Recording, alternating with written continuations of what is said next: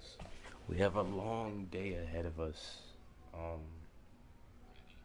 it's gonna be a weird episode or whatever. We're gonna be watching YouTube. Now you may be wondering, oh, well, not we, but you're gonna hear what I'm watching, and yeah, it's gonna be a lot of kind of, I don't know, eye-opening things. So I hope you guys enjoy. This will be playing in the background. I'll do some commentary and all that. But hold on, someone's calling me. The following is a message. All right, whatever. World of Music and Audio at Full Sail University. Reporting, producing. At some point, you probably heard someone say, "You're the hero of your own story." Pretty nice thing to say, right? But who can prove you're not also the hero in theirs too? In fact, that might just be an understatement. Who's to say you're not the hero in everyone else's story? Or maybe not even a hero, but the sole reason everything exists. It sounds egotistical, bold, and absurd. And it is. But you can't deny you've thought about it. It creeps into your mind at the strangest times, lying in bed, staring at the ceiling, trying to sleep. You start to freak out. Why am I here? Why do I see the world through my eyes, and yet it feels strange that I do? No matter what you believe in, whether it's religion, science, or philosophy, this thought lingers because it's outside of all that. It's the kind of idea that can't be proven or disproven, and that's exactly why it never truly leaves. You are the heart of your universe.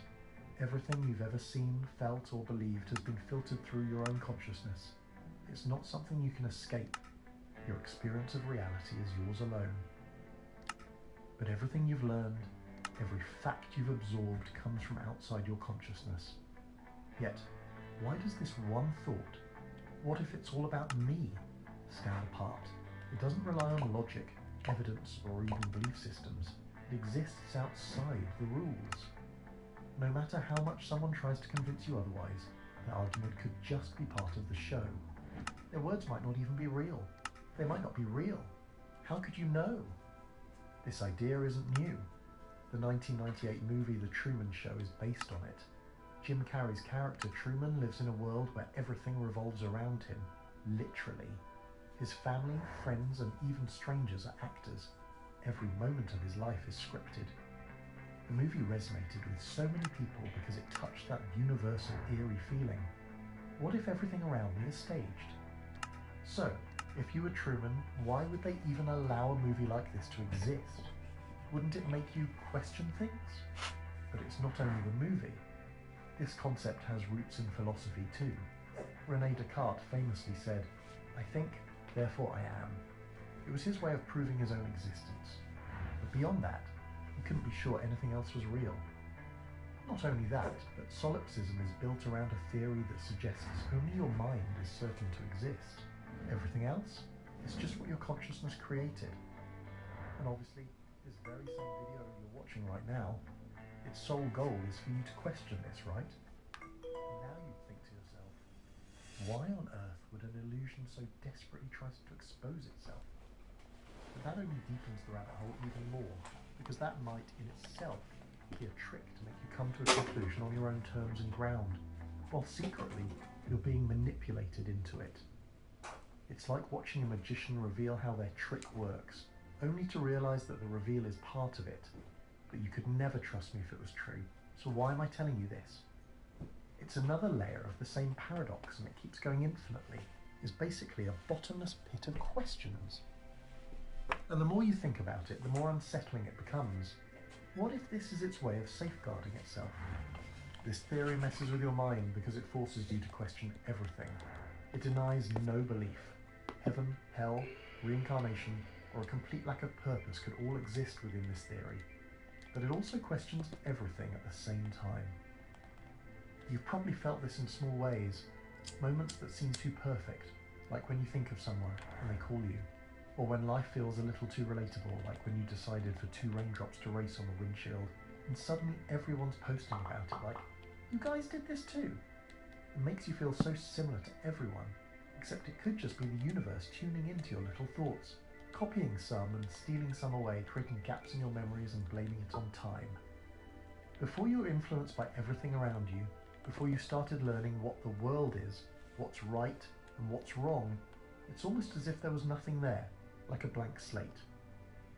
You don't remember what it was like before you were born, do you? But if there were things to remember, it's hard for me to even speculate what kind though. But hey, let me know if you could think of something of the sort. However, we humans try to find a reason for everything. So even within this theory, we say the universe, or some power, is doing this, testing you. But what if you're everything, and that's it? No higher purpose, no grand plan, just you, existing, surrounded by everything you've created. No one behind the curtain pulling the strings, just you, experiencing the world and trying to figure out why it exists at all. That might be scarier. Part of what makes this idea so haunting is its resistance to explanation. We've studied the universe in such great detail, atoms, galaxies, the laws of physics, but this one thought refuses to fit into any framework. It lingers because it can't be confirmed or denied. Of course, it doesn't have to be a controlled simulation with puppeteers in the shadows. It might be even darker to think that it's not controlled at all, that there's no purpose behind it, no grand design, just you, existing in a world that began when you were born and ends when it chooses to. It doesn't care if you die or not. It could follow you to the afterlife, if you believe in one, or reincarnate you as yourself, or something else. Who's to tell?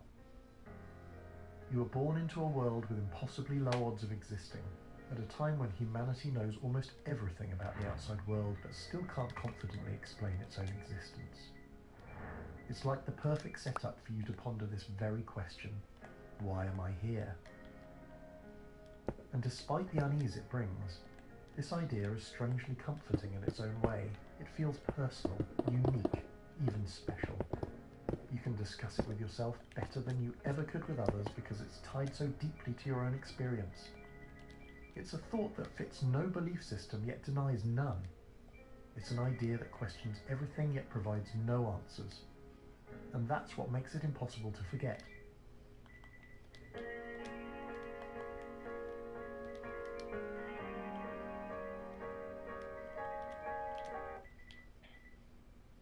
Find your perfect tax expert, whatever your tax situation might be.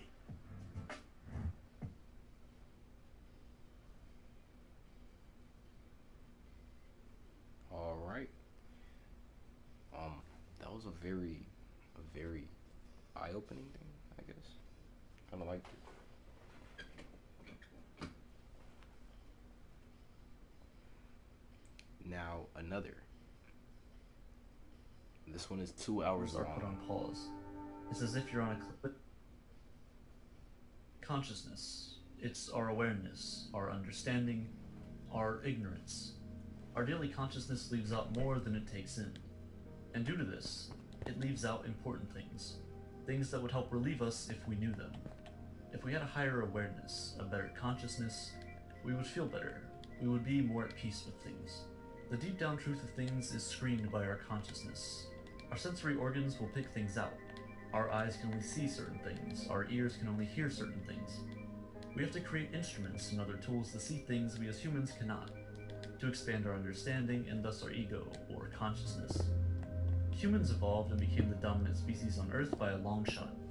It's due to our innate ability to network with each other. If humanity was wiped out and restarted, like loading an old save file, communities would still form. Structures within society are inevitable due to the variety of brains. Some are good at critical thinking, others are more artistic. However, we are all wired with some innate features. Just as humans form societies that evolve, other creatures do as well. But we're different. We are customizable characters, basically. We can kind of mold ourselves into whatever kind of person we want to be. We can't know for certain that animals or any other life on Earth is conscious or can even function in the same way that we do. Let's put it this way. I know that I have my own thoughts and feelings and emotions, but how can I know for certain that you, or anyone else does? There's no way I can go to your head and see things 100% from your perspective. I can't know what you're thinking, or if you can even think in the first place. To truly understand the universe, to understand and actually experience life, you have to give yourself up. There's no point in sustaining bliss, in being permanently at an all-time high. The life you're living is what you have put yourself into, what ego you've formed, only you don't want to admit it. You want to believe it happened to you. Day to day, you play non-bliss in order to be able to experience bliss. You put yourself into bad situations. You let in the negative experiences in life just to feel some kind of satisfaction when it goes the other way. Self implies other. White implies black. Death implies life. You can feel your existence as fundamental, not as an accident. One thing we do know about the mind, however, is that just like the body needs regular checkup to maintain optimal health, the mind does as well. The best way to get this checkup is through a credentialed therapist. I know therapy can be difficult to access for most people, but not anymore, thanks to the paid partner of today's episode, BetterHelp. Whether you've gone through a difficult time in your life or you just want to have regular mental health checkups to make sure your mind is in peak condition, I can't recommend therapy enough. There was a time where I really struggled with imposter syndrome making videos on this channel. Spending time with my therapist allowed me to fully understand why I was feeling that and how to overcome it. Today I'm in a much better place mentally and more confident in my abilities. BetterHelp's mission is to make therapy accessible to everyone. All you have to do is answer a few questions, and usually in as little as a few days, you'll get assigned a professional credentialed therapist. If you don't like the therapist you were assigned for any reason, BetterHelp makes it super easy to switch to a new one, completely free, so you can make sure you have the best connection possible with your therapist. It's super important to feel comfortable, and you can make sure you're extra comfortable by having your sessions through phone call, video chat, or messaging, whatever feels best for you. With BetterHelp, getting started with therapy is now super easy. Just click the link in the description down below and go to betterhelp.com/aperture or choose Aperture to get 10% off your first month and connect with the right therapist for you. Back to our story.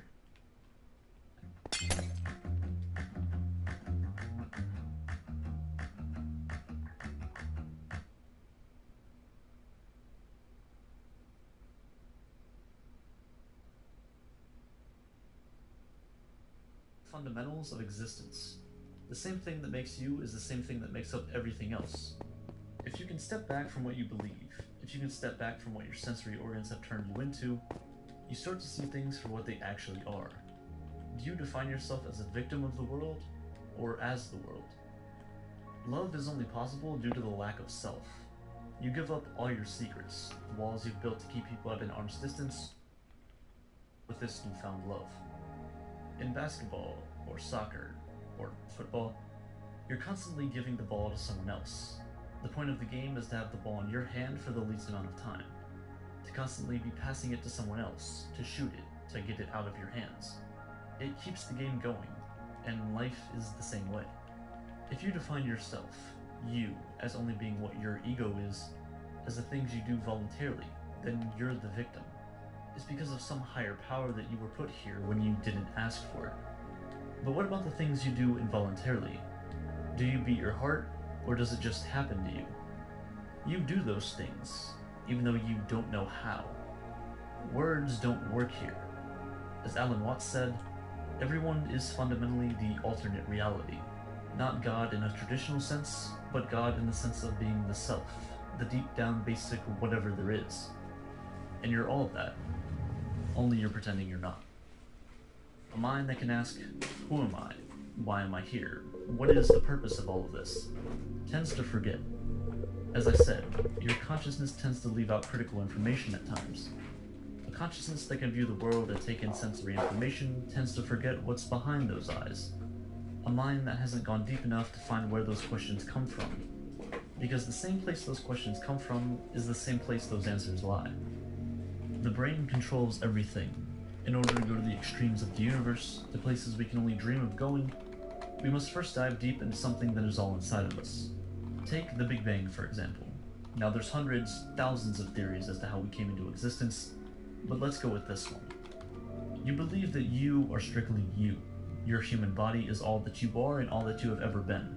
You're simply a small speck of dust in a vast sea of galaxies, stars, planets.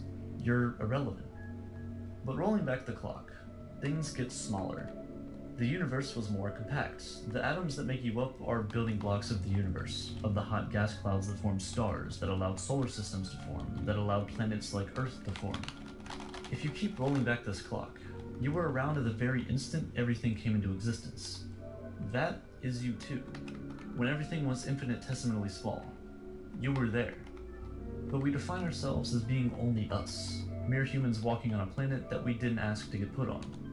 But frankly, every one of us somehow made this happen. We just go on and pretend we didn't. It's because of how we define ourselves. Are you the victim, or are you the world?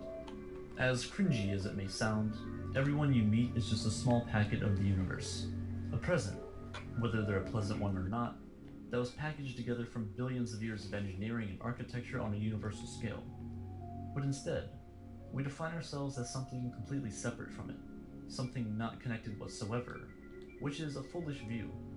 We tend to search for how the universe came into being, but we're just the universe trying to understand itself. In order to get to that conclusion, we have to reframe our mindset. We're not as different as we all think. Your name is given to you at birth. Your ideas and personality are collected from the world. Scraps, bits and pieces here and there cling to you like a magnet.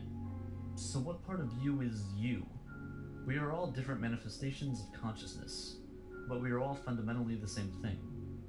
We all may have different egos, different personalities, but when you step back, drop the ego, we are all connected. View the universe as a forest. Every one of us is a twig, a leaf, a branch. But together, we form life. Our origin, our roots, are connected together. Just as the roots of trees form a vast network which brings these massive forests to life, humanity's roots all come from the same place. Energy cannot be created or destroyed. It can only be transferred from one form of energy to another. But many of us have this fear that it's all going to come to an end. And while yes, your life will end, your energy will not. It will continue onward, forever. But our consciousness has convinced us otherwise. We formed this thought process, almost like we've been hypnotized, to think that we are all there is and all there ever will be, and that it's all going to come to an end. This leaves us unsatisfied and unhappy. But the universe is continuous, and you are technically the universe, so you will continue on as well. Your death is not the end of you. It's the death of your ego. It's simple to get your dream body. Get this app called Fitbod and go to workout settings to set your preferences. If you want to build muscle, choose build muscle mass. If you want to get stronger, choose build strength. It'll tailor your workout based on what you want to do. Next, select the equipment you have access to. Now decide how many days a week you want to train. Then check your muscle recovery settings. The app tracks which muscles are ready to go or which ones need rest. Lastly, just hit generate workout, and boom, you've got a custom program. Many people experience the same exact thing while living. Ego death. It tends to be induced through psychedelic drugs, LSD, shrooms, the list goes on. While working on this video, I actually experienced it myself, and although not intentional, it provided clarity in a way I've never before experienced. It's not the ego in the vernacular sense, as describing a person's self-worth. It's the philosophical ego. It's the complete loss of subjective self-identity. Everything that you believe you are will disappear. You're void of emotion, of connection to anything around you, of connection to what makes you, you. The idea of being a person doesn't make any sense. The words I, me, and myself have zero meaning whatsoever. The world can only be put into two categories, myself and not myself. While experiencing ego death, this line is blurred. I am completely gone. There's only the awareness of existence. The lifetime accumulation of your thoughts and emotions are put on pause. It's as if you're on a cliff approaching an infinite void beneath you. Your life is continuous and exists all the way up the mountain until you reach the edge. Beneath you, though, is the unknown. Ego death is jumping into that void, leaving behind everything you've ever known. It's as if you've stepped out of your body into a separate entity. You start to see things for what they actually are, but things don't actually exist. Things is just a noun, it's a fragment of speech, and speech is just another instrument we've created to try and understand the world around us. Our senses allow us to go about our daily lives and traverse the world, but they don't really offer any explanations, so we have to make them up ourselves. While experiencing ego death, you disconnect from all of that. You have a heightened awareness. It's truly as if you're experiencing a higher level of consciousness that no person can understand. You reach this level that words can't explain. The instruments we made to try and understand our place in the universe shatter completely. Explaining it in terms of I saw or I felt don't seem reasonable. Our languages are instruments created to explain things that someone experiences. But while undergoing ego death, there is no someone. There is no me. So how do you describe it? It's as if your slate was wiped clean, your character's save file was corrupted, but you're still in the game. Because of this, ego death can be scary, but it can also be a very enlightening experience. It's both constricting and freeing. It's white and black. It's like you're defining what life is like through experiencing death. We cannot be more sensitive and welcoming to pleasure without being more sensitive and accepting to pain. You're flying and sinking at the same time, being pulled from below, and above, in every direction, at once. While going through it, I ended up reaching a moment of acceptance. Ego death, while often extremely anxiety-inducing, offers a glimpse into a reality free of that. A life free of your personal flaws, your daily thoughts, your responsibilities. It personally feels as if time is frozen, and wherever your mind wanders is free to judge things as they truly are. You are the observer and the observable. Surprisingly, the conclusion I came to is the same conclusion I came to while making a previous video of mine, and it's that nothing in life really matters. Fear in general tends to come from us not being able to make peace with the chaos that is the universe, not being able to cope with the idea of entropy, that everything is tending towards disorder. Forming an ego is disorderly in the same way. You go further and further down your own tunnel, and stray further from everyone else. Experiencing ego death is breaking out of that tunnel, pulling back, and understanding that the network of these tunnels that encompass every human on Earth all eventually return back to the same place. When I die, when my ego is completely gone forever, when my physical body breaks down and no longer resembles the form it's in today, I'll still somehow be here. Right now, I'm an hourglass. The sand is slowly leaking its way to the bottom, and eventually it'll all be there. It's the end of the line for me. But when that day comes, the universe will stop by, take the hourglass, flip it over, and whatever made me will then become something entirely different. We're all just a temporary collection of atoms, and whatever you and I subjectively believe we are won't last forever. But objectively, we will.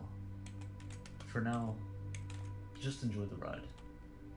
Imagine you're flying, feeling the cold air on your skin, flooded by light. You look down and see a sandy beach peppered with palm trees, and you decide to go there. Suddenly you're on the beach drinking a pina colada, but you're alone. Wouldn't it be nice if somebody was there with you? And then suddenly your best friend appears. It's comforting and warm, a feeling you know you've been craving because you've been struggling at work recently. You're grateful for their encouragement and for the pina colada. It's your favorite drink after all. You take a deep breath and enjoy the beauty of the moment. But it isn't a vacation, it isn't a game or a VR headset. I think I discovered a new life hack. I've recently started binge watching Gaia at night before It's a dream that you know you're in, a dream that you... Alright, that's enough of that. We're gonna listen to, I don't know, sad music. And, yeah.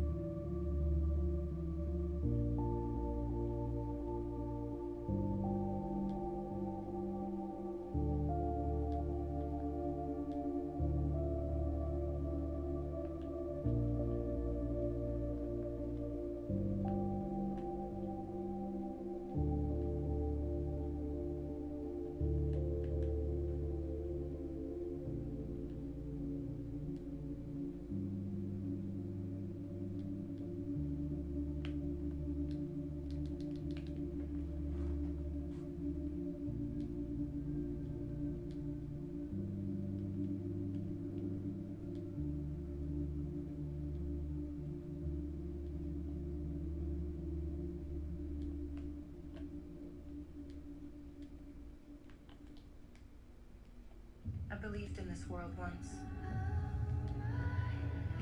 It's easier to accept a story than believe that the people around you are monsters. We gather here tonight to bring women back to their rightful place. Blessed be the fruit.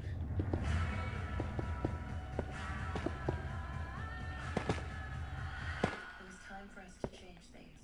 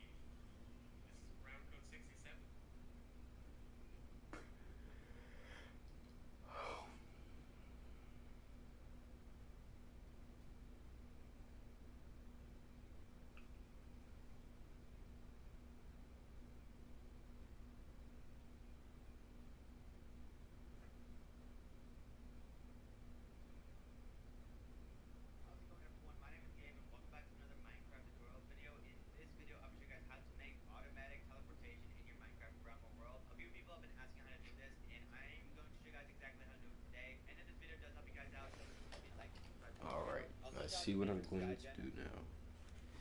Alright. This is going to be a Skygen. Not obviously, but that's my goal for this.